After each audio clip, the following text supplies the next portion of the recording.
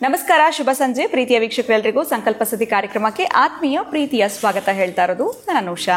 ನಿಮ್ಮ ಜೀವನದಲ್ಲಿ ಬರ್ತಿರುವಂತಹ ಅನೇಕ ರೀತಿಯಾಗಿರುವಂತಹ ಸಮಸ್ಯೆಗಳು, ತೊಂದರೆಗಳು, ಕಷ್ಟಗಳು ಇವೆಲ್ಲದರಿಂದ ಕೂಡ ಆದಷ್ಟು ಬೇಗ ನೀವು ಹೊರಗಡೆ ಬರಬೇಕು ಅಂತಂದ್ರೆ ಇವತ್ತೇ ಈಗಲೇ ನೀವು ಅಕ್ಷಯ ವೃಕ್ಷವನ್ನ ಬರ್ಮಾಡ್ಕೊಳ್ಬಹುದು. ಕಾರ್ಯಕ್ರಮ ವೀಕ್ಷಿಸ್ತಾ ಇರುವಂತಹ ಹೊಸ ವೀಕ್ಷಕರಿಗೆ ಇದ್ರ ಬಗ್ಗೆ ಹೆಚ್ಚಿನ ಮಾಹಿತಿ ಬೇಕು ಅಂದ್ರೆ ಸ್ಕ್ರೀನ್ ಮೇಲೆ ಕೂಡ ಸಂಖ್ಯೆಗಳು ಬರ್ತಾ ಇದೆ, ಕರೆ ಮಾಡಿ ನೀವು ಸಂಪೂರ್ಣವಾಗಿರುವಂತಹ ಮಾಹಿತಿಯನ್ನ ಪಡ್ಕೊಳ್ಬಹುದು. ಇನ್ನು ಕಾರ್ಯಕ್ರಮದಲ್ಲಿ ನಮ್ಮ ಜೊತೆಲಿದ್ದಾರೆ ಸ್ಪಿರಿಚುವಲ್ ಗುರು ಡಾಕ್ಟರ್ ವಿಷ್ಣುದತ್ತ ಗುರುಜಿಯವರು. ಗುರುಗಳನ್ನ ಕಾರ್ಯಕ್ರಮಕ್ಕೆ ಬರ್ಮಾಡ್ಕೊಳ್ಳೋಣ. ನಮಸ್ತೆ ಗುರುಗಳೇ, ಕಾರ್ಯಕ್ರಮಕ್ಕೆ ಭಕ್ತಿಯ ಸ್ವಾಗತ.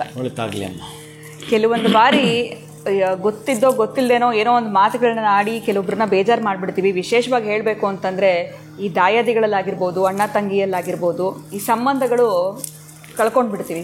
ಏನೋ ಒಂದು ಮಾತಿಂದ ಅಂದ್ಬಿಟ್ಟು ಬೇಜಾರಾಗ್ಬಿಟ್ಟು ಹೋಗೋದು ಬರೋದು ಅವೇನ್ನೇ ನಾವು ಬಿಟ್ಬಿಟ್ಟಿರ್ತೀವಿ ಅಂತಲೇ ಹೇಳ್ಬೋದು. ತವ್ರ ಮನೆ ಸಂಬಂಧ ಅನ್ನೋಂಥದ್ದೇ ಇರೋದಿಲ್ಲ. ಒಬ್ರಿಗಿಷ್ಟ ಇರುತ್ತೆ, ಇಲ್ಲ ಅವ್ರು ಮಾತಾಡ್ಸಿದ್ರೆ ನಾನು ಮಾತಾಡ್ತೀನಿ ಅಂತಿರ್ತಾರೆ, ಎಲ್ಲಾದರೂ ಸಿಕ್ಕಿದ್ರೆ ಕಾಯ್ತಾ ಇರ್ತಾರೆ ಸಂದರ್ಭಗಳು, ಇನ್ನೊಬ್ರಿಗೆ ಇಷ್ಟ ಆಗ್ತಾ ಇರೋದಿಲ್ಲ. ಈ ಸಂಬಂಧಗಳು ಮತ್ತೆ ಸರಿ ಹೋಗಬೇಕು, ಮುರಿದು ಹೋಗಿರುವಂಥ ಸಂಬಂಧಗಳು ಮತ್ತೆ ಒಂದಾಗಬೇಕು ಅಂತಂದರೆ ಏನಾದರೂ ತಂತ್ರ ಪ್ರಯೋಗ ಮಾಡ್ಕೊಳ್ಬೋದಾ, ಅಥವಾ ಯಾವ ರೀತಿ ಇದಕ್ಕೆ ರೆಮಿಡಿ ಕಂಡುಹಿಡ್ಕೊಳ್ಬೇಕಾಗತ್ತೆ? ಯಾಕಂದರೆ ಇಬ್ರಿಗೂ ಇಷ್ಟ ಇಲ್ಲ ಅಂದರೆ ಬೇಡ ಅಂತ ಸುಮ್ಮನೆ ಆಗ್ಬಿಡ್ಬೋದು. ಒಬ್ರಿಗೆ ಇಷ್ಟ ಇರುತ್ತೆ ಮುಂಚಿನ ಥರ ಆಗಬೇಕು ನಮಗೆ ಅಂತಂದರೆ, ಮುರಿದು ಹೋದಂತಹ ಸಂಬಂಧ ಒಂದಾಗಬೇಕಂದ್ರೆ ಏನು ಮಾಡಬೇಕು ಗುರುಗಳು? ಓಂ ವಿಶ್ವಸ್ಮೈ ನಮಃ. ಪ್ರೀತಿಯ ಬಂಧುಗಳೇ, ಇದು ಆಲ್ಮೋಸ್ಟು ಎಲ್ಲ ಮನೇಲಿ ಇರುತ್ತೆ ಅನ್ಕೋತೀನಿ. ಯಾಕೆಂತಂದರೆ ಇಲ್ಲಿ ನಾರಿಯರು ಬಹಳ ದುಬಾರಿ. ಅವರ ಮಾತುಗಳು ಅಷ್ಟು ದುಬಾರಿ ಇದ್ದಾಗ ಅಣ್ಣನ ಹೆಂಡತಿ ನಾದಿನಿಯನ್ನೋ ಅಥವಾ ನಾದಿನಿಯೋ ಅಣ್ಣನ ಮಡಿದಿಯಾಗಿರೋ ಅತ್ತಿಗೆಯನ್ನೋ ಗೊತ್ತಿಲ್ಲ, ಅದು ಯಾವ ರೀತಿಯಾಗಿ ಅಪಭ್ರಂಶದ ಮಾತುಗಳು ಒಂದರಿಂದ ಒಂದು ಬಂದು ಅದು ಎಲ್ಲಿ ತನಕ ಹೋಗಿರ್ತಾವೋ ಏನೋ. ಆದರೆ ಅಣ್ಣ ತಂಗಿ ಪ್ರೀತಿ ಆಗಿರ್ಬೋದು, ಅಣ್ಣ ತಮ್ಮಂದರ ಬಾಂಧವ್ಯ ಆಗಿರಬಹುದು, ಇದು ಜಾತಕದಲ್ಲೂ ಇರ್ತವೆ. ಈಗ ಆಗ್ತವೆ ಅಂತಲೇ ಇರ್ತವೆ. ಆ ತೃತೀಯದ್ದಾಗಿರಬಹುದು, ಚತುರ್ಥದ್ದಾಗಿರಬಹುದು, ಇದನ್ನೇ ಇಂಡಿಕೇಶನ್ ಮಾಡುತ್ತೆ. ಒಟ್ಟಾರೆಯಾಗಿ ಇದರಿಂದ ನಾವು ಹೊರಗೆ ಬರಬೇಕು ಅಂತಂದರೆ ಒಬ್ಬರಿಗೆ ಇಷ್ಟವಿದೆ, ಇನ್ನೊಬ್ಬರಿಗೆ ಇಷ್ಟವಿಲ್ಲ. ಆದರೂ ಮೊದಲು ಅಷ್ಟೇ ಇಷ್ಟ ಇದ್ದವರು, ಅಷ್ಟೇ ಪ್ರೀತಿ ಇದ್ದವರು, ಅಷ್ಟೇ ಪ್ರೇಮ ತೋರಿಸಿದವರು ಈಗ ಯಾಕೆ ಇಷ್ಟು ಸಡನ್ನಾಗಿ? ಮನೆಯಲ್ಲೂ ಕೆಲವೊಂದು ಹುಡುಕು ಅವರು ಹೇಳಿರ್ತಾರೆ, ನೀವು ಮಾತಾಡೋದು ಅಷ್ಟೇ ಅಂತ ಎಚ್ಚರಿಕೆ ಇರ್ತವೆ, ಅದಕ್ಕೂ ಭಯ ಪಡಬೇಕು, ಅಥವಾ ಇನ್ನೊಂದು ಯಾವುದೋ ಅವಘಡ ಆಗೋದನ್ನು ತಪ್ಪಿಸಬೇಕು. ಇದೆಲ್ಲದಕ್ಕೂ ಸೇರಿ ಒಟ್ಟಾರೆಯಾಗಿ ಪ್ರೀತಿ ಬಾಂಧವ್ಯದಲ್ಲಿ ಒಂದಷ್ಟು ಬೆಸುಗೆಯನ್ನು ಹಾಕಬೇಕು ಅಂತಂದರೆ ಕನ್ನಡಿಯನ್ನು ದಾನ ಮಾಡಿ. ಯಾರಿಗಾದರೂ ಮೊದಲು ಕನ್ನಡಿ ದಾನ ಮಾಡಿ. ಆಮೇಲೆ ಇಲ್ಲೊಂದು ಯೋಗ ಏರ್ಪಡಬೇಕು ನಿಮಗೆ. ಆ ಯೋಗ ಅಂತಂದರೆ ಪಾಲಾಶಃ ಅಂತ ಹೇಳ್ತಾನೆ.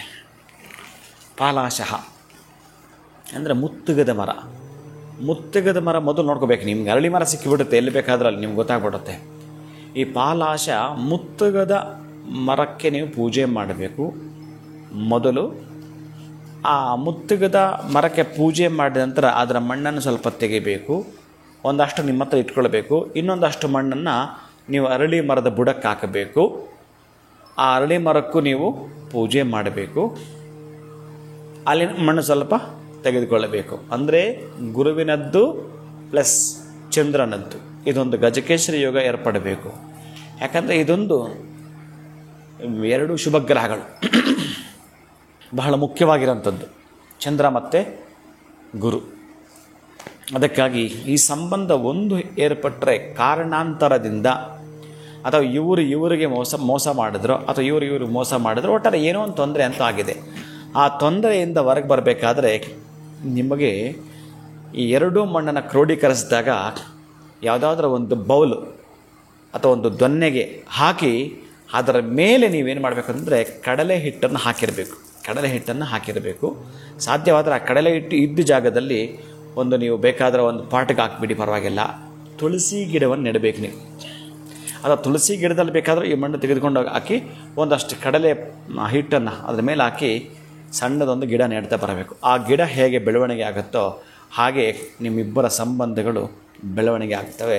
ಅದು ಅಣ್ಣ ತಮ್ಮ ಆಗಿರಲಿ, ಅಕ್ಕ ತಂಗಿ ಆಗಿರಲಿ, ಮೊದಲು ದರ್ಪಣ ದಾನ ಯಾರಿಗಾದರೂ ಅಥವಾ ದೇವಸ್ಥಾನಕ್ಕಾದರೂ ದಾನ ಮಾಡೋದು, ಮುತ್ತುಗದ ಮರಕ್ಕೆ ಪೂಜೆ ಮಾಡೋದು, ಅದರ ಮಣ್ಣು ಸ್ವಲ್ಪ ತೆಗೆದುಕೊಳ್ಳೋದು, ಆ ಮಣ್ಣನ್ನು ಸ್ವಲ್ಪ ಇಲ್ಲಿ ಬಂದು ಹಾಕೋದು. ಇದ್ರ ಮಣ್ಣು ಅದಕ್ಕೇನು ಆಗಬೇಕಾಗಿಲ್ಲ, ಒಂದು ಬಂದರೆ ಸಾಕು.